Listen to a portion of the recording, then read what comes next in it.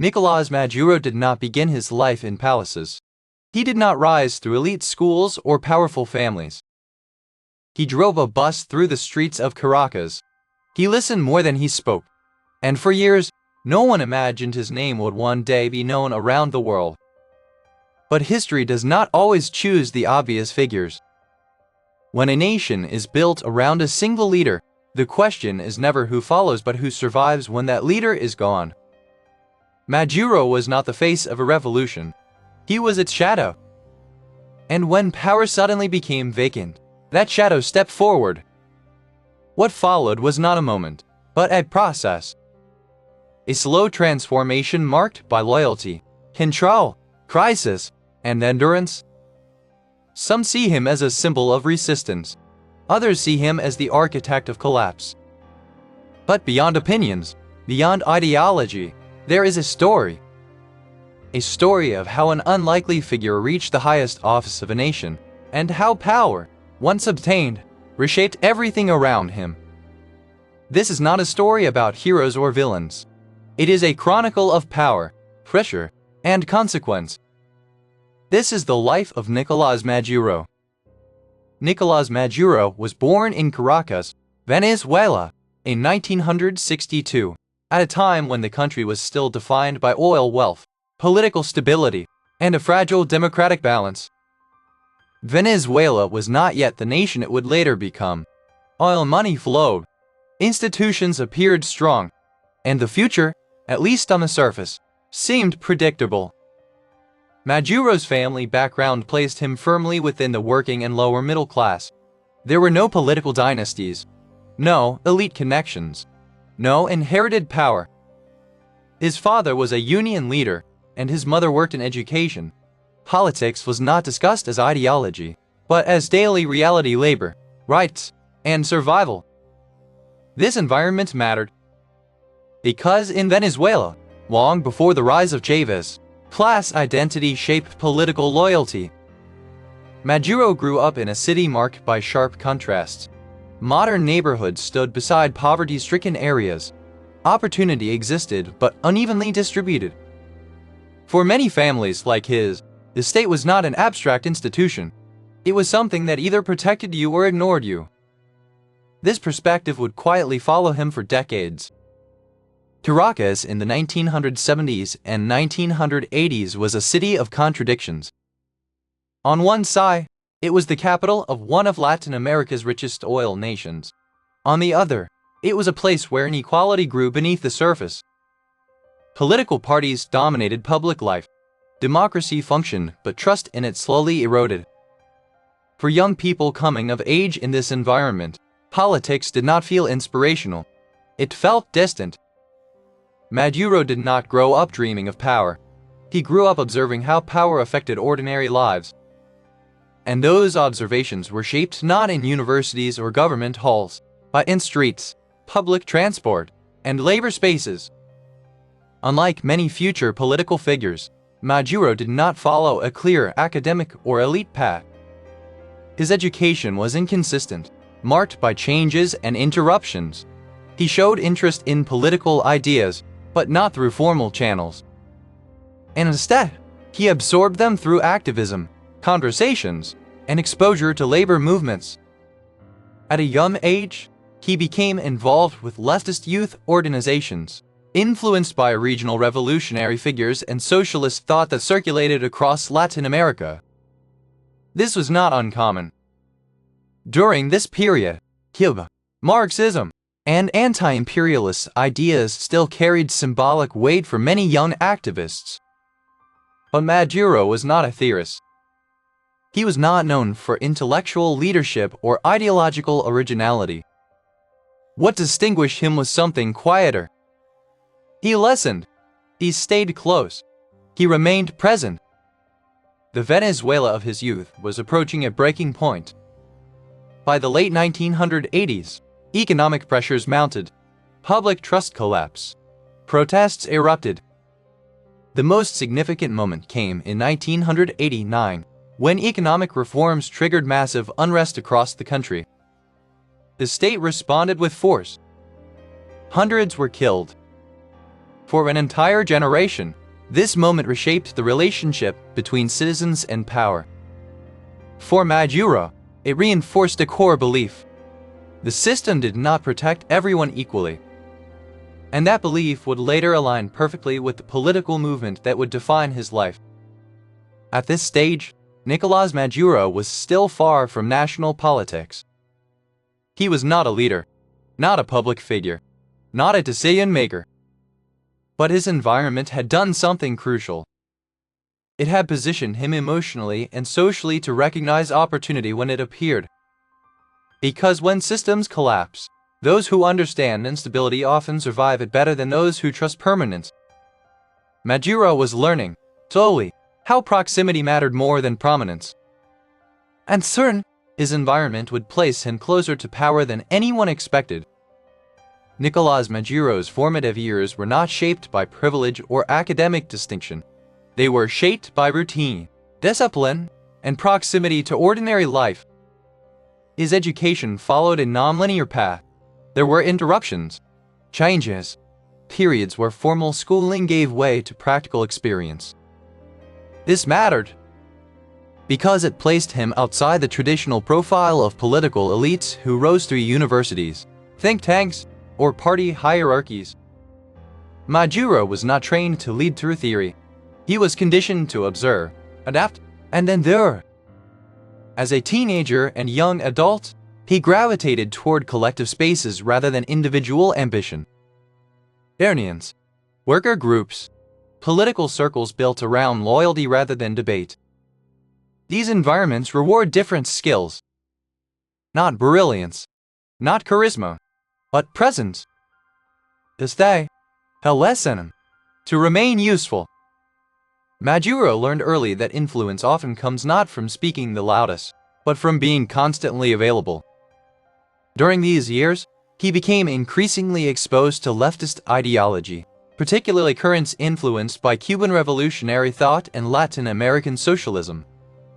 But again, his role was not ideological leadership. He did not produce ideas. He did not shape doctrine. Instead, he absorbed narratives about power, resistance, and identity. Narratives that framed politics not as negotiation, but as struggle. This worldview would later align seamlessly with a movement that framed itself as a permanent confrontation with internal and external enemies. One of the most defining aspects of Maduro's formative years was his work as a bus driver in Chronikas. This was not a symbolic role. It was a daily immersion into the city's social reality. Every route crossed multiple worlds, different neighborhoods, different classes, different frustrations. He listened to conversations, complaints, anger, resignation. Public transport is where social pressure accumulates, and Maduro was positioned directly inside it. At the same time, he became active in transport unions, where organizational loyalty mattered more than individual expression. Unions reward discipline, consistency, alignment.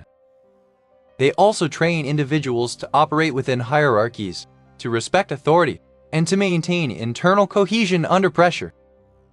These are not glamorous skills, but they are useful ones, especially in political systems where survival depends on staying aligned with the dominant structure. By the time Maduro reached adulthood, he had already internalized several traits that would define his later trajectory. A preference for collective identity over personal spotlight, an instinct to remain close to power rather than challenge it, a tendency to outlast rivals rather than confront them directly. He was not impulsive, not openly confrontational, not visibly ambitious, and this made him easy to overlook. But history often advances through figures who are underestimated. Because while others seek attention, some individuals focus on positioning. Maduro's formative years did not prepare him to inspire a nation. They prepared him to navigate systems. And when systems destabilize, those who understand their internal mechanics often rise fastest. At this stage, Nicolás Maduro was still a background figure. but the traits shaped during these years would soon place him exactly where power was about to concentrate. Before Nicolás Maduro was associated with national power, his political path was defined more by limitations than opportunity. Despite his growing involvement in unions and grassroots activism, he remained peripheral to formal political structures. There were no rapid promotions, no early leadership roles, no public recognition. In a system dominated by established parties and visible figures, Maduro was easy to ignore. His work within transport unions gave him organizational experience, but it did not grant him influence beyond a narrow circle. Union politics is often rigid, hierarchical, slow to reward visibility. Maduro learned this early. Advancement required patience, alignment, and above all, persistence without confrontation. Those who pushed too hard were removed. Those who waited were tolerated. Unlike charismatic activists who gained attention through speeches or protests, Maduro operated quietly. This limited his rise. He was not invited into elite discussions. He was not consulted on strategy. He was not shaping narratives. For years, his political identity was defined by service, not leadership. There were moments when his path appeared stagnant. While others entered municipal councils or party leadership roles, Maduro remained in supporting positions. This created an unspoken reality. He was present, but not essential. And in politics, that is often the most difficult position to escape. His lack of formal education credentials further restricted his mobility. In systems where academic prestige signals authority, Maduro's background worked against him. He did not possess the language of technocrats. He did not project institutional confidence. This made him less threatening, but also less influential. At this stage, failure was not dramatic. There were no public defeats, no electoral losses. Instead, his struggle was invisibility. Years passed without clear advancement. For many, this would have been the end of the road. But for Maduro, it became a form of training. Because prolonged marginality teaches a specific lesson. Survival depends on proximity, not prominence. Maduro did not attempt to challenge those above him. He did not compete for attention. He stayed. He observed. He adapted. He aligned himself with emerging currents rather than established powers. And those emerging currents were gathering strength outside traditional institutions. A new political force was forming, one that rejected old hierarchies and valued loyalty over credentials. For someone like Maduro, this shift mattered more than talent, more than visibility, more than past failure, because it would soon redefine the meaning of political relevance. At the end of this period, Nicolás Maduro was still not a leader. But he was no longer invisible. And the environment around him was about to change dramatically. Political trajectories are rarely defined by slow progress alone. They are defined by moments of alignment. For Nicolás Maduro, that moment came not through elections or public acclaim, but through personal proximity to a rising figure who would soon dominate Venezuela's political landscape. Hugo Chávez. By the early 1990s, Venezuela was a country in crisis. Public trust in traditional parties had collapsed. Economic inequality had deepened, and the political system no longer felt representative to large segments of the population. In this environment, Chávez emerged not as a conventional politician, but as a symbol of rupture.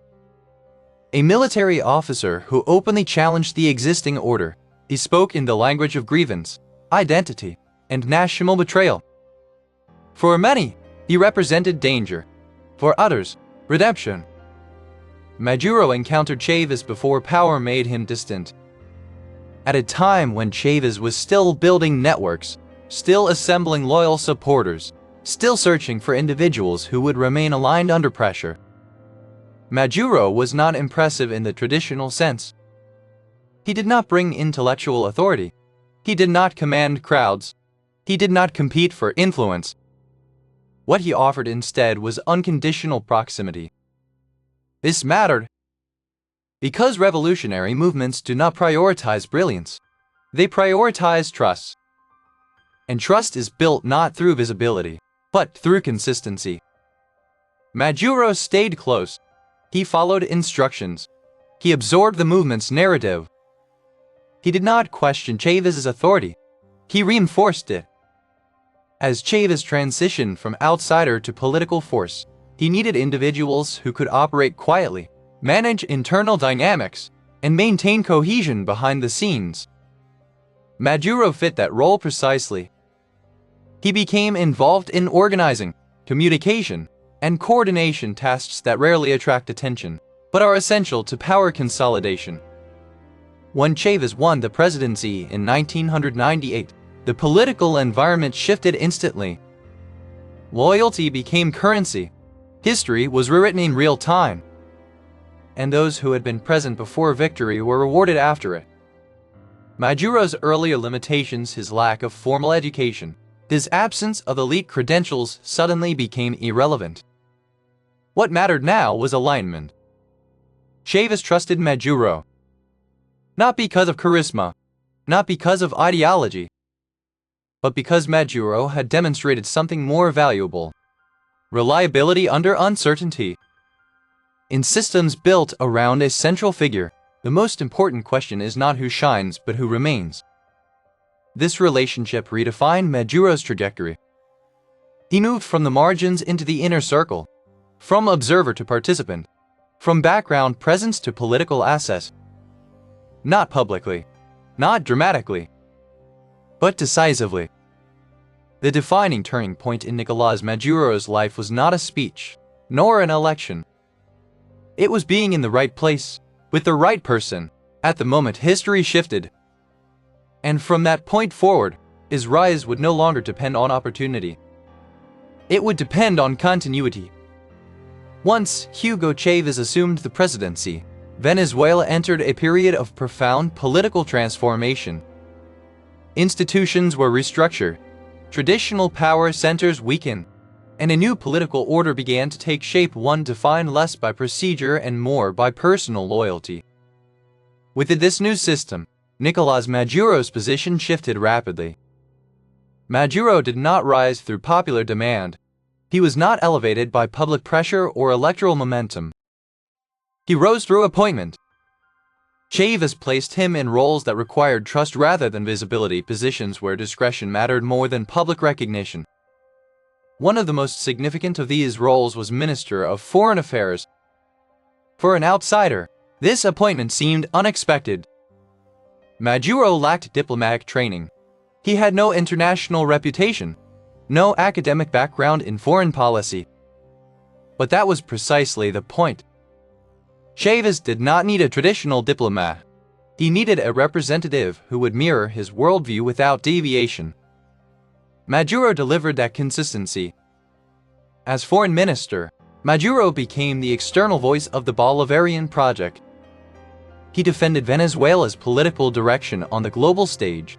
He reinforced alliances with ideological partners, and he communicated a narrative of resistance, sovereignty, and confrontation.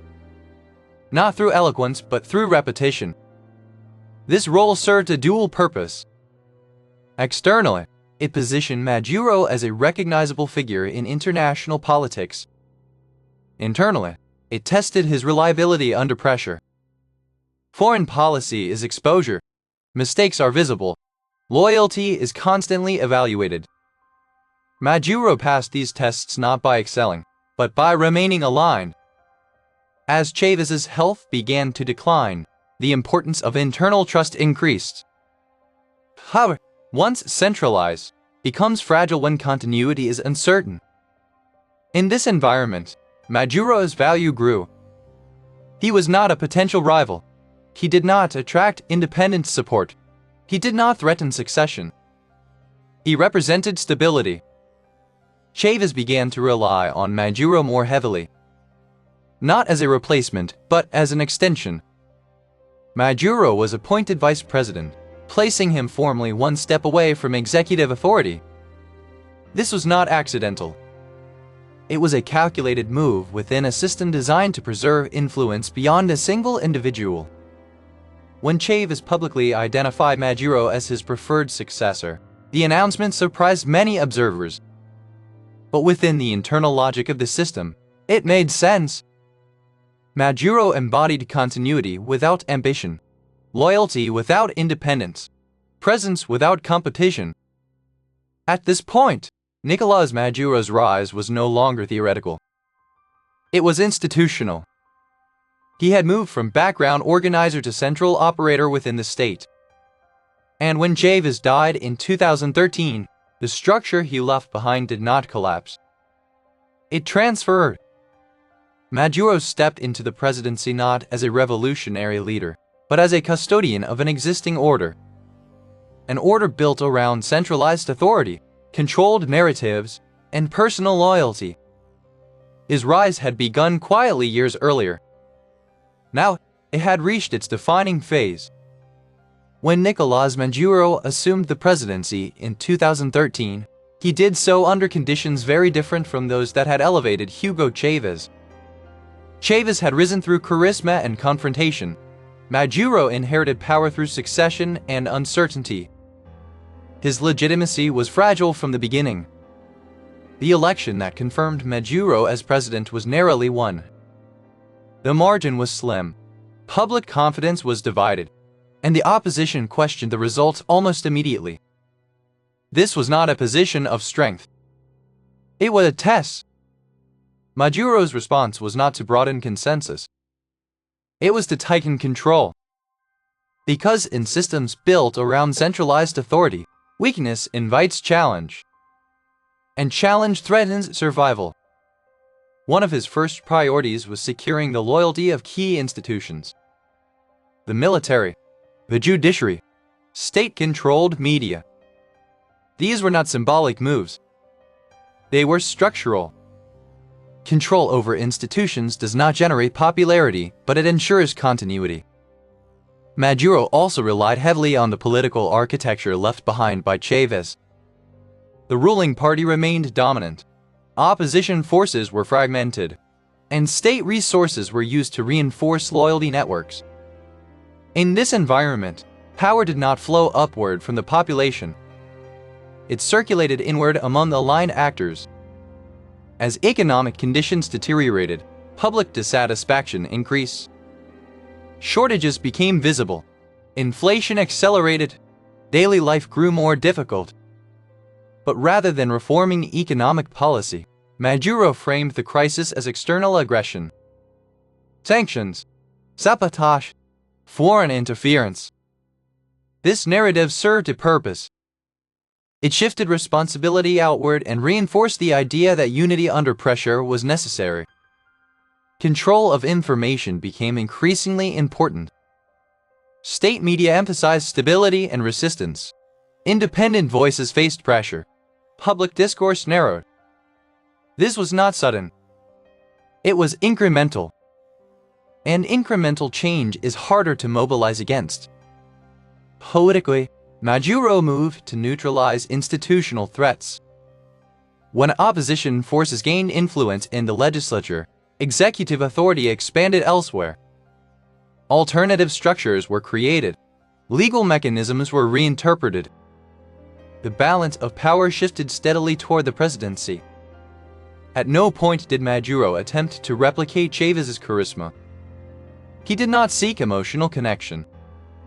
Instead, he focused on administrative endurance, survival over inspiration, control over persuasion.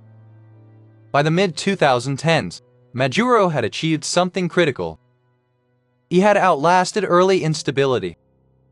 Opposition protests came and went. International pressure increased. Economic conditions worsened. Yet the core structure of power remained intact. Consolidation, in this context, did not mean dominance.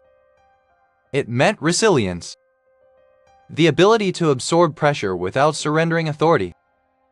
Maduro's presidency was no longer provisional. It was entrenched. And as control solidified, the cost of maintaining it would rise. As Nicolás Maduro's grip on power stabilized, the pressures beneath the surface intensified. What appeared, from the outside, as political endurance, was internally marked by accumulating strain. The most visible source of tension was the economy. Venezuela entered a period of severe contraction. Inflation escalated rapidly. Basic goods became scarce. Daily life transformed. For ordinary citizens, survival replaced stability. For the state, management replaced growth. Economic collapse does not remain abstract for long. Shortages affected food, medicine, and energy. Public services deteriorated. Migration increased. Millions left the country. This was not a single event, but a gradual departure, one decision at a time. Each departure reduced internal pressure, but increased international scrutiny. Within the government, tensions multiplied. Economic policy faced constraints from sanctions and declining oil production. Internal disagreements emerged over how to respond. But decision-making remained centralized. Adaptation was limited by ideology and by the fear that reform might signal weakness. In systems built around control, flexibility carries risks. Public protest became a recurring feature. Demonstrations erupted in waves, often triggered by immediate hardships rather than ideological demands. The state responded with containment. Security forces were deployed. Public order was prioritized. The goal was not resolution, it was management. Internationally, pressure intensified. Sanctions were imposed. Diplomatic recognition became contested. Venezuela's political legitimacy was openly questioned. Maduro's government responded by reinforcing its external narrative. The crisis, it argued, was not internal failure, but external siege. This framing served to consolidate internal loyalty and justify continued control. At the same time, internal trust became more fragile. As resources diminished, competition within power structures increased. Maintaining loyalty required constant reinforcement. Appointments, privileges, protection. Power became more expensive to sustain. Maduro's leadership style adjusted accordingly. Decision-making grew more insulated. Communication narrowed. Public appearances became more controlled. The presidency shifted from political engagement to administrative survival. Despite these pressures, the system did not collapse. Institutions adapted. Opposition momentum fluctuated. International focus shifted. But the underlying tensions remained unresolved. Economic hardship, social fragmentation, political isolation. These were not temporary challenges. They were structural. Hidden conflicts rarely announce themselves. They erode capacity over time. And as Maduro's government absorbed pressure from all directions, the question was no longer whether tension existed, but how long the system could continue absorbing it without breaking. Decline rarely begins with collapse. It begins with erosion. For Nicolás Maduro's government, that erosion took the form of legitimacy. Not all at once, not dramatically, but steadily. As economic conditions worsened and daily life grew more difficult, public confidence weakened. Elections continued. Institutions remained in place. But participation declined, and trust followed. The political process persisted, yet fewer people believed it could produce change. This shift mattered because power does not depend only on control, it depends on belief. International recognition became increasingly divided. Some governments rejected Maduro's authority outright. Others maintained pragmatic engagement. Diplomatic isolation expanded. And with it, access to resources, financing, and external legitimacy narrowed.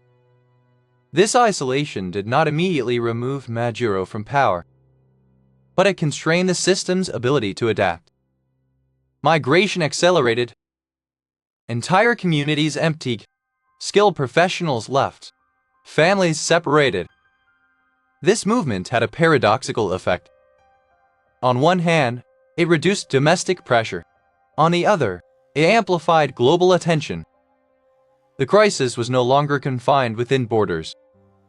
It became visible everywhere Venezuelans resettled. Internally, governance grew more reactive. Policy decisions focused on containment, not recovery. Short-term measures replaced long-term planning. The state adapted to scarcity, but did not reverse it. Each year, expectations lowered. What once would have triggered unrest became normalized. Opposition forces struggled to maintain momentum. Internal divisions weakened coordination. External support fluctuated. Periods of protest were followed by exhaustion. The political landscape hardened into stagnation. Not resolution, not transition, but endurance. For Maduro, this phase marked a subtle but important shift. His leadership was no longer framed around vision or continuity. It became defined by maintenance, holding what remained, preventing collapse, outlasting pressure. Decline, in this sense, did not mean imminent removal. It meant narrowing options. Each decision carried higher costs. Each alternative involved greater risk. Power remained centralized, but increasingly defensive. At this point, the question surrounding Nicolás Maduro was no longer, how did he rise? It had become, how does a leader remain in power when legitimacy fades, resources shrink, and pressure multiplies? The answer would define the next phase of his rule. As legitimacy weakened and pressure intensified, Nicolás Maduro's presidency entered a phase defined not by expansion, but by survival mechanics. Power was no longer exercised to transform the country. It was exercised to remain in place. The foundation of this endurance rested on institutional loyalty. The military remained central. Its role extended beyond defense.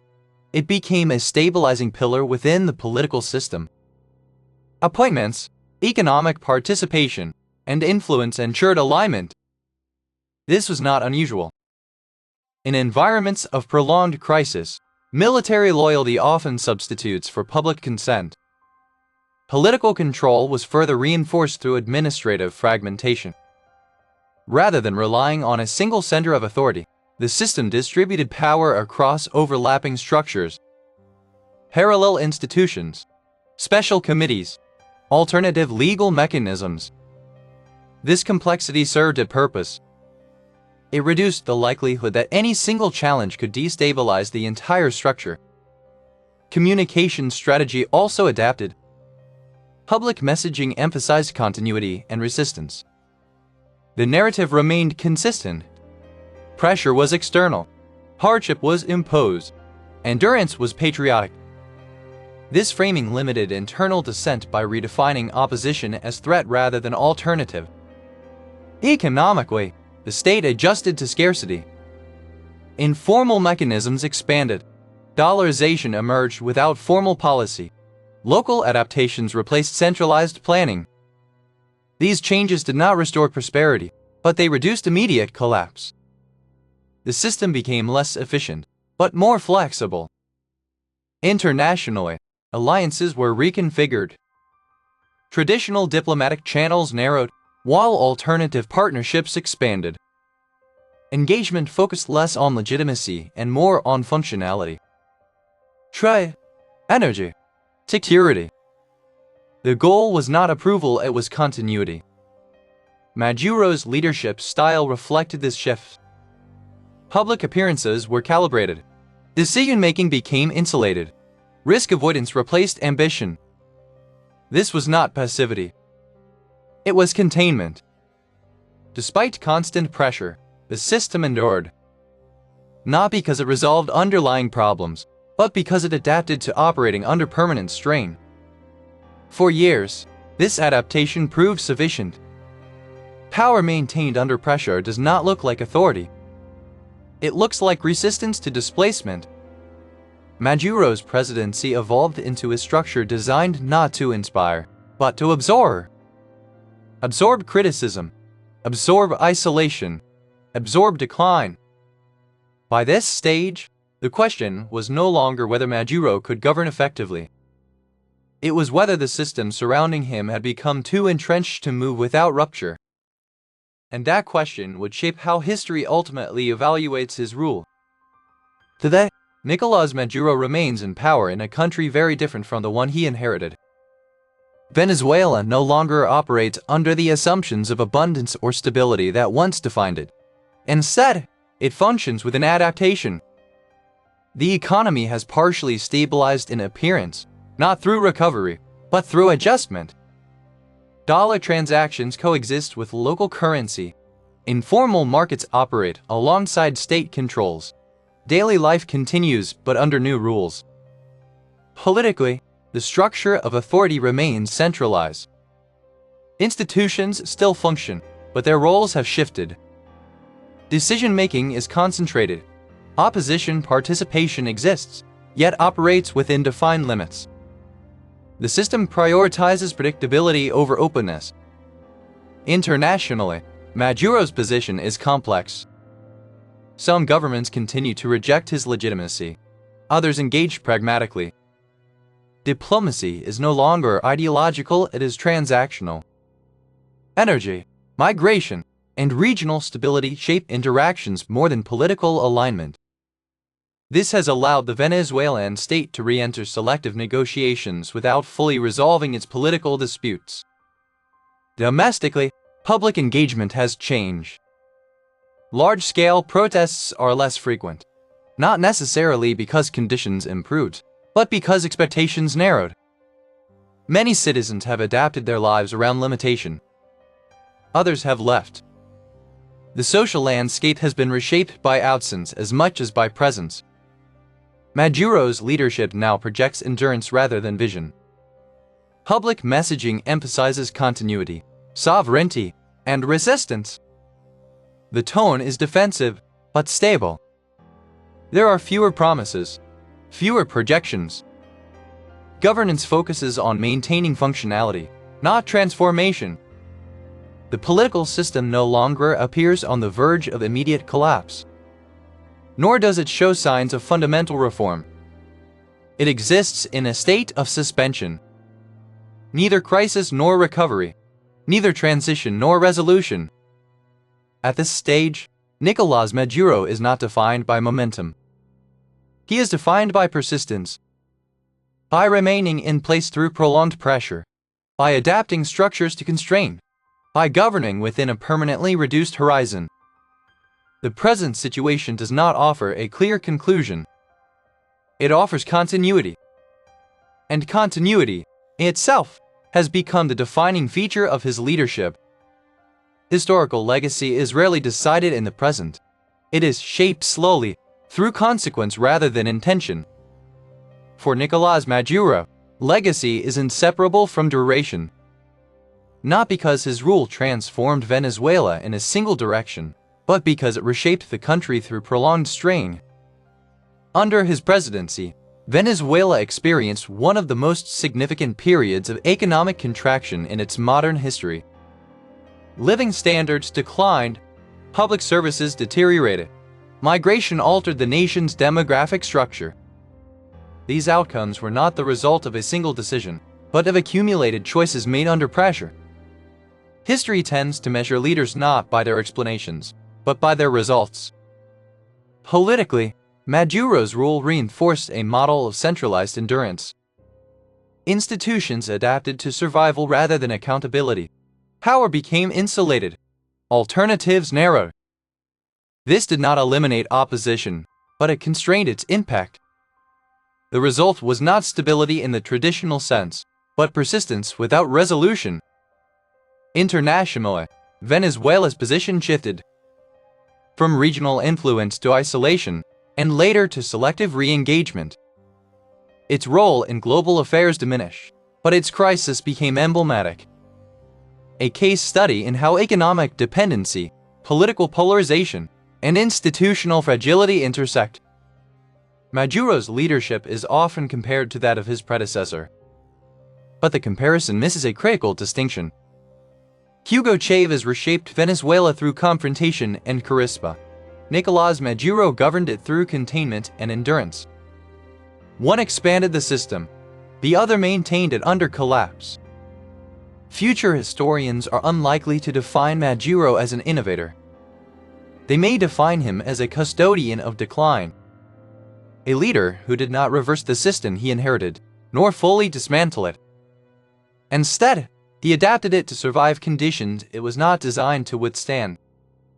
Legacy, in this context, is complex. Still, he represents resistance against external pressure. To others, the embodiment of stagnation. But history tends to simplify. And what remains most visible is impact. On institutions, on society, on the nation's place in the world. Nicolás Maduro's story is not one of sudden collapse or dramatic resolution. It is a story of prolonged consequence, of power maintained long after legitimacy weakened, of governance reduced to survival, of a country reshaped not by transformation, but by endurance. By early January 2026, the story of Nicolás Maduro, already marked by decades of political crisis, contention, and international isolation, took an unprecedented turn into the realm of geopolitics and military action. In the pre-dawn hours of January 3rd, a coordinated military and intelligence operation conducted by the United States resulted in the capture of Maduro and his wife, Celia Flores, in Caracas and their subsequent transport to New York to face federal charges. U.S. officials, speaking through formal statements and public communication channels, identified the mission as part of a broader effort to enforce justice against alleged international criminal activity, including drug-related offenses that had been part of long-standing indictments. President Donald J. Trump, in announcing the outcome of the operation, framed it as an assertion of U.S. legal and security priorities, underscoring a commitment to combat transnational crime and protect American interests. At the same time, he spoke of managing the transition in Venezuela until a more stable governance structure could emerge under international norms. The capture itself was both dramatic and controversial. It sparked immediate debate among legal scholars, diplomats, and world leaders about sovereignty, international law, and the precedent of one nation's forces detaining a sitting head of state on foreign soil. Some commentators described the action as an extraordinary exercise of executive power, raising questions about its legality under established norms. Maduro and Flores appeared before a federal court in Manhattan, where they entered not guilty pleas to charges presented by U.S. prosecutors, including narcotics and weapons offenses brought under U.S. law. Reactions were swift and varied across the globe. Some governments and international actors condemned the operation as a violation of national sovereignty and a dangerous precedent, while others welcomed it as an opportunity to recalibrate political and economic relations in the region. At home, Venezuela's constitutional mechanisms were invoked. Vice President Delcy Rodriguez was sworn in as interim president, and authorities there raised questions about the legitimacy of the operation and demanded proof of Maduro's welfare. The United States also began cautious diplomatic steps, with officials discussing potential reconstruction, energy partnerships, and a phased resumption of formal relations, a shift that could reshape regional dynamics if sustained. For historians and analysts alike, the January 2026 episode is likely to be studied not merely as the capture of a controversial leader, but as a turning point in 21st century geopolitics, one that brings into sharp focus the intersection of domestic politics, international law, and the use of military power by global actors. History does not always move through moments of clarity. Sometimes, it advances through continuity, through systems that do not fall, but do not recover, through leaders who do not redefine nations, but hold them in place. Nicolás Maduro's life and presidency illustrate how power can persist even as conditions deteriorate, how authority can remain intact while opportunity fades, and how the absence of resolution can become a defining outcome in itself. This story is not finished, but its consequences are already written across institutions, borders, and generations. If you want to explore more lives shaped by power, pressure, and history, subscribe to Chronikas and continue this journey through the figures who shaped the world.